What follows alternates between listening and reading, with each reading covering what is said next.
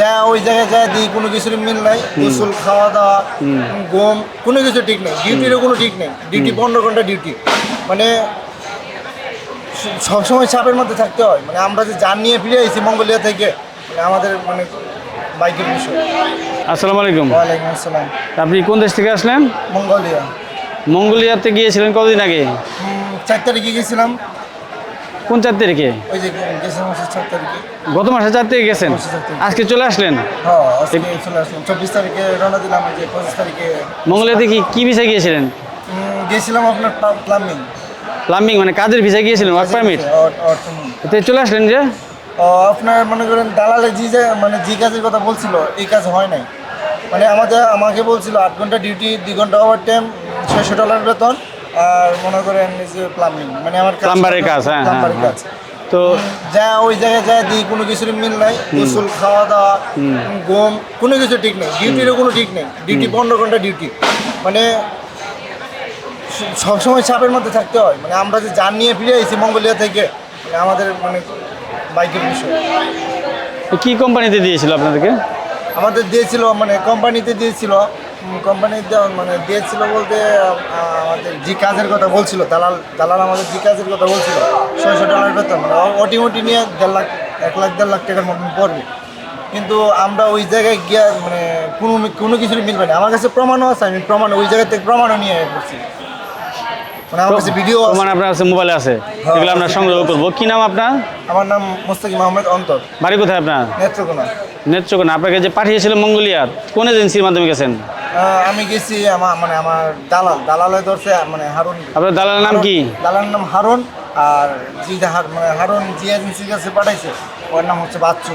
বাচ্চু, তার অফিস কোথায়? অফিসের নাম হচ্ছে মানে S4S, বনানী S4S।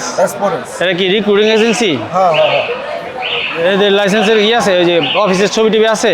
অফিসের ছবি বলতে অফিসের ছবি তো আচ্ছা, এই ভিসা মঙ্গোলিয়ার এই ভিসা করতে কত টাকা লাগছে? 6 লাখ। মোট 6 লাখ টাকা নিছে? হ্যাঁ, অনেক টাকা তো, অনেক টাকা নিছে। মানে আমরা ওই জায়গায় যা শুনি কোম্পানি আমাদেরকে ওইখান থেকে 6 মাসের জন্য বিক্রি করে মানে কিনা নিয়ে গেছে। আর কোম্পানি আমাদের বলছে আমরা যাওয়ার পরে একদিন ডিউটি করার পরে আমাদের একটা লোক দেশের সেরকম বাড়ি আমাদের বলছিল মানে আমি চলে যাবো দেশে। পরে বসের কাছে গেছে, বলছে বস আমি চলে যাবো দেশে। তোরা আমি টাকা দিয়ে কিনে আনছি, তখন একটা লোকের পিছনে আমি $2,500 মানে খরচা করে আনছি এমনি যাওয়ার জন্য। তো মানে করে মনে করেন এখান থেকে করে পরে দেশে পাঠাবো না। পরে আমরা অনেক কিছু আমি একদিন আমার দেশে পাঠাইছে হচ্ছে কি আপনার, আমি একদিন ডিউটিতে যাই নাই, অ্যাবসেন্ট দিছি। আমি আমার হাতে ব্যথা পাইছি, তারপরে আমার দেশে পাঠাই দিছি। একদিন না যাওয়াতে দেশে পাঠাইছে? হ্যাঁ, আমার একটু অপরাধ। একদিন কাজে জানে এই জন্য দেশে পাঠাইছে। হ্যাঁ। তো এই যে কোম্পানি যে এরকম কথা কাজে মিললো না, তারপরে এই এজেন্সির সাথে যোগাযোগ করছিলেন? এই যে আমি দালালের ফোন দিয়েছি, আমি বলছি আমাকে তো দেশে পাঠা দিচ্ছে, যা করবেন আপনি করেন। এখন যে মনে করেন যে বাসায় যে যাবো, মানে আমরা 21 দিন 22 দিন ডিউটি করাইছি। আমরা বলছি স্যার আমাদের বেতনটা দিয়ে দেন, আমরা যে দেশে যাবো, মানে দেশে এয়ারপোর্ট থেকে যে বাড়ি আমাদের দেশে পর্যন্ত যাবো, আমরা এই টাকাটা আমাদের হাতে নাই। তো আমাদেরকে 24 তারিখে 3টা বাজে আমাদের ফ্লাইটে উঠাইছে। আমরা চীন এয়ারপোর্টে আমরা নামছি হচ্ছে আপনার রাত্রে 8টা বাজে। এই রাত্রে 8টায় সময় নামছি। ওইখানকার মানুষের কাছে জিজ্ঞেসি টিকিট অনুযায়ী জিজ্ঞেসি। এরপরের দিন 5টায় মানে 25শে জুন এর 5টায় আমাদের ফ্লাইট।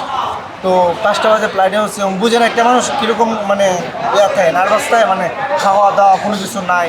মানুষটা ওই যে 24 তারিখে খেয়ে আসছিল, এখন পর্যন্ত কোনো কিছু নেই। মানে বাসে যে যাবো ওই পর্যন্ত এই টাকাটা পর্যন্ত নাই। খুবই দুঃখজনক। তো এই যে আপনারা যে গিয়েছিলেন এজেন্সি, আপনি একাই গিয়েছিলেন না আপনার সাথে আর কেউ গেছিল? আমাদের সাথে আরও 100 জন, মানে আমাদের সাথে 29 জন গেছিলো। এর আগের বেজে গেছিলো 80 জনের মতো। আপনি যখন গেছেন তখন একসাথে 29 জন গেছে? একসাথে 29 জন। বাকিরা কেমন আছে?